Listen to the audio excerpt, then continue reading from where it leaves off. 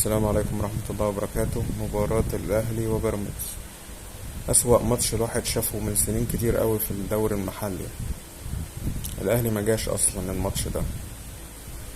الواحد بدأ يحس شوية إن الأهلي جه بعد نص ساعة من الشوط الأول. بيراميدز الأخطر، بيراميدز الأكثر ضغط على الأهلي. ريبيرو مش عارف بيلعب بتشكيل غريب جدا. يعني انت بتلعب فرقة زي بيراميدز، فرقة تقيلة، بتلعب واحد بس في وسط الملعب، نمرة 6 اليو ديانج، ما بتلعبش بيه يعني من اي حد جنبه. والفرقة مقسومة نصين، نص بيدافع ونص بيهاجم.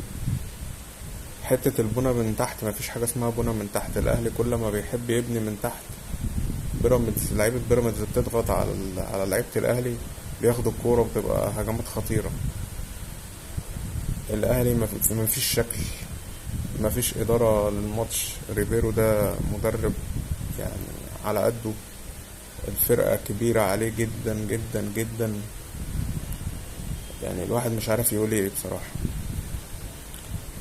الشناوي، الجون الاول غلطته، حتى لا هي لما اتردت ودخلت هي غلطته، لان انت حتى ما عملتش التراي بايدك العكسية ولا بايديك الاتنين، انت عملتها بايدك الشمال. الكرة اصلا كانت بعيدة عليها. المهم يعني هو كده كده اصلا الماتش فيه اخطاء كتير من كل اللعيبة. كل واحد تحس ان هو بيلعب في وادي، والمدرب في وادي، واللعيبة في وادي. ماتش غريب جدا يعني، واداء وحش جدا. وحتة بن شرقي، انت بتخرج بن شرقي. انا اول ما عرفت ان هو خرج بن شرقي قلت خلاص، يعني ده مدرب ما عندوش فكرة. وسايب تريزيجيه في الملعب، وتريزيجيه ما عملش حاجة يعني. واول فرصة لبيراميدز كانت في الدقيقة 4. انا قلت لا، بيراميدز شكله نازل يجيب جون. الدقيقة 5 الجون الاول جه اصلا. فالفرقة ما جاتش كلها، والسبب ان في مدير فني قاعد على الخط، تشكيله غلط، تغييراته غلط، مش عارف الفرقة اللي قدامه، مش مذاكرها، مش محفظ لعيبة الاهلي يعملوا ايه.